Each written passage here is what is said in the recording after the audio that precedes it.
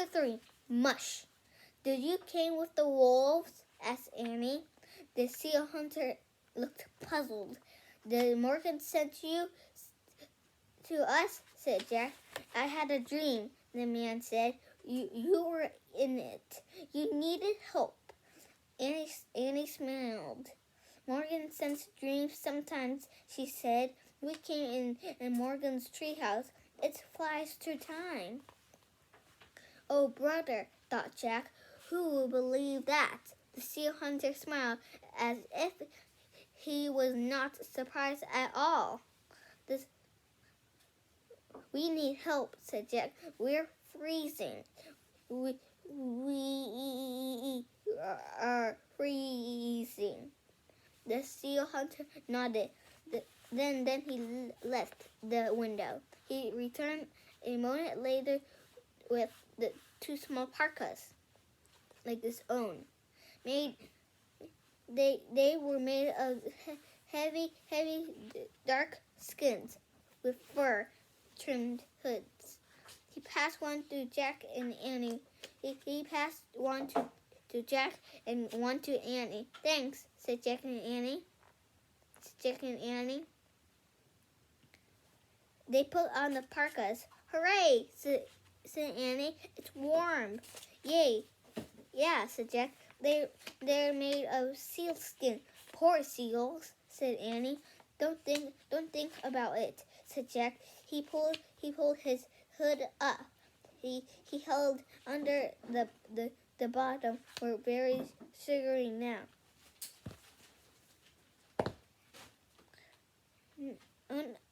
Only his legs,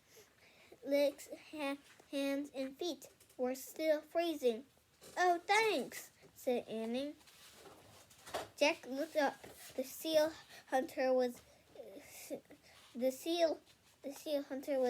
giving in Annie a pair for pants. Then he handed a pair to Jack. Here's the picture right here. There's the seal hunter. There's all the books and that. Maybe Jack's head poking out and looking at the seal hunter.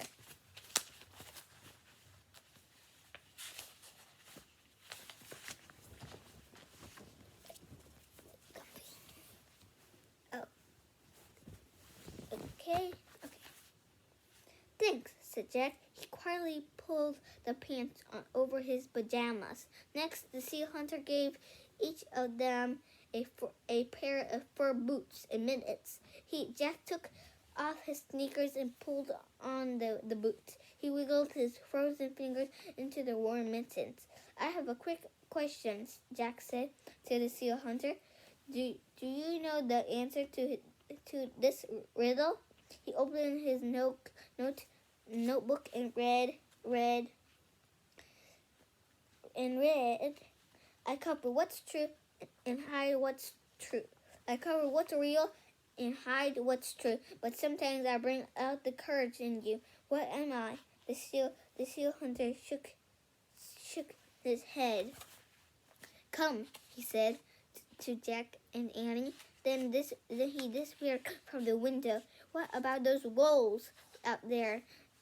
Jack called, but the seal hunter didn't answer. Jack grabbed the Arctic book. He looked for a picture of a seal hunter.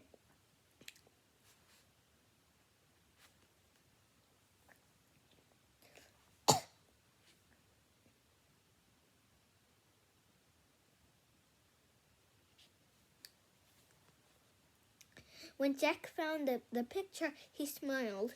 The seal hunter was standing beside a dog sled. Jack read, in cold winter, the seal hunter travels by dog sled, stubborn husky over the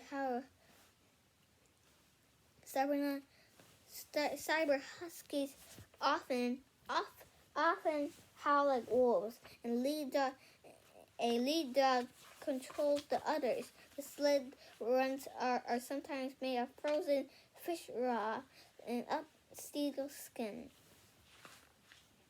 Hey, Annie, they're not wolves, said said Jack. They are. He looked up. Annie was gone. Jack threw the book and notebook into his pack, but the, but his so so but his he but he was so fat in his furry clothes that the backpack wouldn't fit. Jack loosened the shoulder straps and tried to put the backpack on again. It fit. Jack looked at the small window. That will be a tight fit too.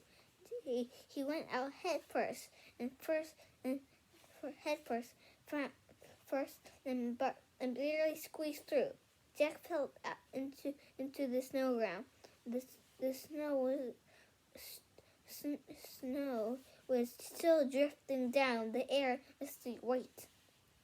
Jack heard barking and howling. He moved carefully toward the noise. At first, he couldn't see the dog sled, but when he got closer, he counted 19 Siberian Huskies.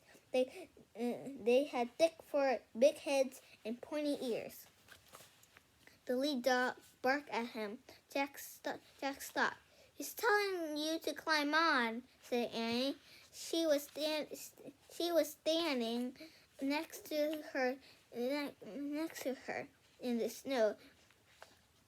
Jack jumped into the sled next to Annie. The seal hunter cracked a long whip. "Mush!" he shouted.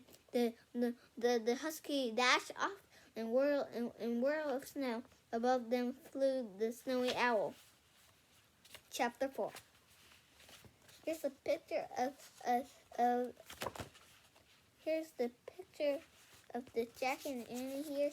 Here's the seal hunter. He's pointing the whip at it. And here's the sun. Here's all the clouds here. And you can barely see the snow and ice rocks here. And that's just whiteness in the air. Goodbye, everyone, and make sure to subscribe my channel for more videos. Bye.